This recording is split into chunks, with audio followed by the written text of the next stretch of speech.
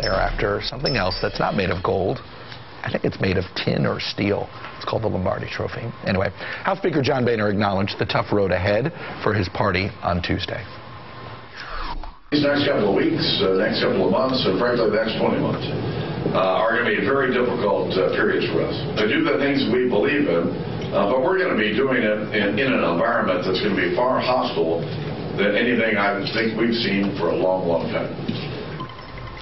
Let's bring in our Thursday gaggle from the Chicago Tribune, Clarence Page. Roll calls Shira Toeplitz and Republican ad maker Michael Hudot. Welcome all. Thank you. I'll try to let you guys do more talking than me. Mike, let me start with you. You heard what Boehner said, and I want to read you a quote from Paul Ryan from his Wall Street Journal breakfast yesterday about what Republicans now need to do. We have to explain who we are, what we believe in, and fight for those things in a realistic way, my emphasis, making policy better where we can through engagement. Sounds like House Republicans are saying, we got to take half a loaf. Well, no, I think it's what's happening. You're seeing is that the Republicans sort of like got hit with reality. We've lost 5 out of 6 presidential popular votes, and I think the party we need to sort of, distinguish between the off-year elections where we do very, very well. For example, we have 30 governors, they have 19. Right. And presidential race where the electorate's a lot different. And so we have 2 very different sort of type of electorates, and I think that House Republicans are pretty smart. What they don't want to do is get pegged as extremists.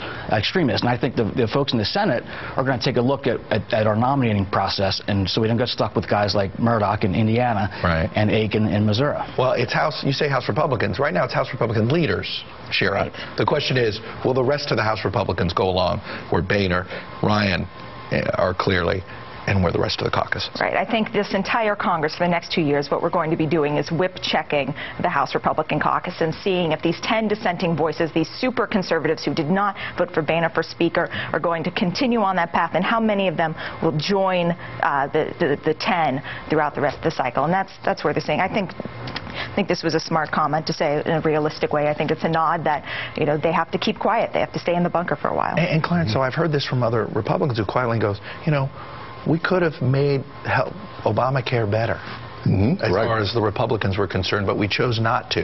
Right. Chose to fight it and see if they could kill it. Now they can't kill it, and now they're stuck with legislation that they don't like at all, and they had they abdicated their chances of getting in on it. Yeah, it sounds like Ryan doesn't want to do that again. I've got to give props to certain Republican moderates, outsiders, of course, David Brooks, people like that, who were saying all along, hey, engage in this debate so that you can at least shape Obamacare so that it will be not as onerous to conservative tastes as Obama has in mind. They decided to do it all or nothing, and they wound up getting nothing because now they are going after a program that is established and gaining popularity. And I think that I'm waiting to see how quickly the Tea Party folks get institutionalized, as they say in prison life. In other words, realize that they are here to get something done, not just to stand in the way. But that's not why they were elected, Mike, right? You've worked with some of these, you've worked against some of these Tea Parties in some of these Republican primaries.